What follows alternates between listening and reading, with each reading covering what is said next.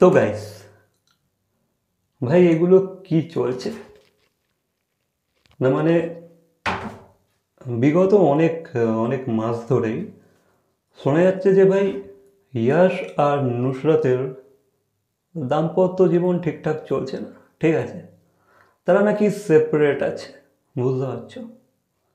মানে তাদের মধ্যে যে সম্পর্কটা ছিল সেটা ঠিকঠাক নেই। ইভেন ভাই তারা নাকি তাদের তাদের নাকি ডিভোর্স হবে। ঠিক আছে, এতটাও রিমোট কিন্তু স্প্রেড হয়েছে। এবার এটা রিমোট নাকি সত্য, সেটাই আমরা আজ উল্লঙ্ঘন করবো। ঠিক আছে, আই মিন কী বলে ওটাকে, উদ্ঘাটন করবো। ঠিক আছে ভাই, কি উল্টো পাল্টা বাংলা বলছি। ওকে, তো ব্যাপারটা হচ্ছে আমি একটা আর্টিকেল লিখেছি। তো টলিপাড়ায় সম্প্রতি ইয়াশ ও নুসরাতের দাম্পত্য জীবন নিয়ে জোর গুঞ্জন শোনা যাচ্ছে। শোনা গিয়েছে ইয়াশ নাকি তার প্রাক্তন প্রেমিকা তথা ম্যানেজারের সঙ্গে 5 বছর ধরেই সহবাস করছেন। ভাই এটা আবার কে ভাই? এটা তো ভাই নতুন গল্প। ঠিক আছে, মানে আমি জানতাম না, আমার কোনো আইডিয়া ছিল না। ইয়াশের প্রাক্তন নাকি ইয়াশের ম্যানেজার? আচ্ছা, সেই নাকি ইয়াশকে ম্যানেজ করে। ভাই এটা তো ভাই নতুন গল্প। ঠিক আছে, তো তার সাথে নাকি বিগত 5 বছর ধরে সহবাস করছে। মানে একই একই বাড়ির নিচে আছে, একই একই রুমেতে, আর তার সঙ্গে থাকছে। তাই এটা কি করে সম্ভব? সে তো নুসরাতের সঙ্গে থাকে, তাই না? ওকে, এতদিন প্রেমে অন্ধ হয়ে এতদিন প্রেমে অন্ধ হয়ে এসব এড়িয়ে গিয়েছিলেন নুসরাত, কিন্তু সত্য জানার পর ভেঙে পড়েন তিনি। আচ্ছা, মানে এতদিন সে আর কি মানে ভালোবাসায় অন্ধ হয়ে গেছিল। নুসরাত এতদিন ইয়াসের ভালোবাসায় অন্ধ হয়েছিল, সেই কারণে এই জিনিসটাকে অতটা গুরুত্ব দেয় না। ঠিক আছে, আই মিন এড়িয়ে গিয়েছিল। ঠিক আছে, ব্যাপারটাকে আর কি পয়েন্ট আউট করেনি।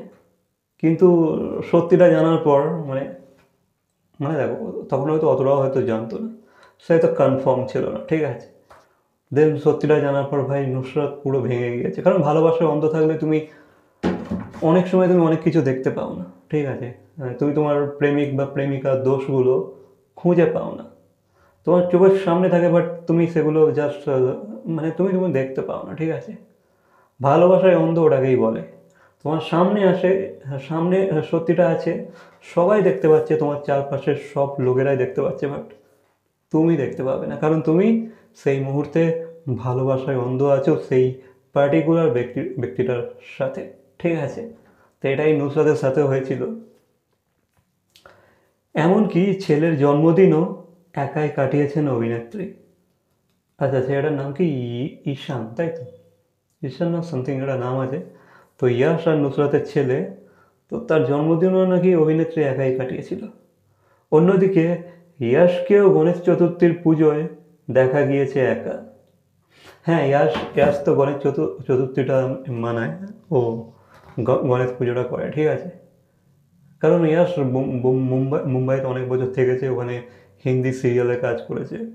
তো এই ব্যাপারটা আছে। ঠিক আছে, হয়তো মুম্বাইতে তো তোমরা জানোই, মুম্বাই, হায়দ্রাবাদ, এখানে গণপতি খুব ধুমধাম করে মানানো হয়। ঠিক আছে, পুনে, মুম্বাই, হ্যাঁ হায়দ্রাবাদ, আরও সব জায়গায় মানানো হয়। ঠিক আছে, তো ইয়াস সেই কালচারটাকে ফলো করে। আর ইয়াস এখানেও গণেশ চতুর্থীতে কিন্তু গণেশ পুজোটা করে।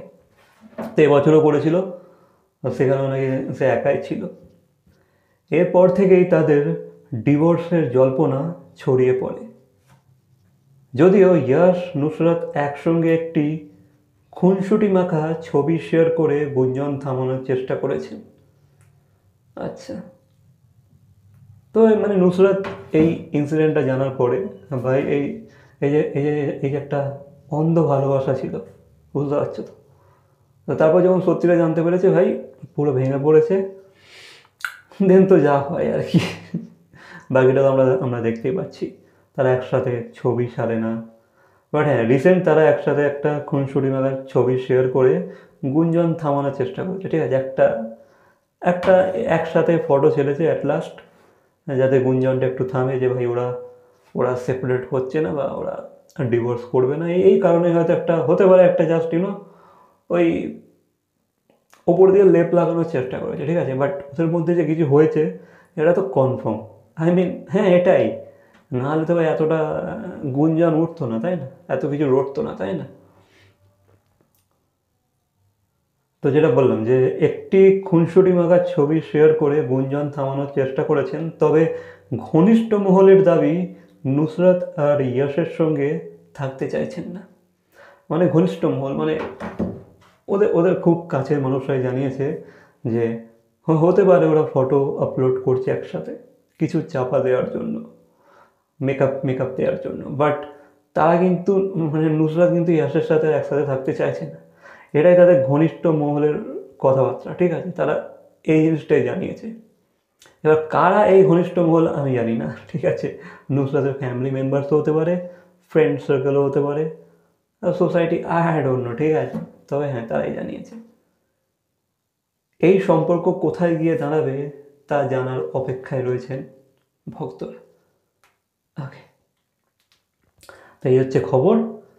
এবার এই সম্পর্কটা কোথায় গিয়ে দাঁড়াবে বা কোথায় গিয়ে থামবে সেটা ওরাই জানে।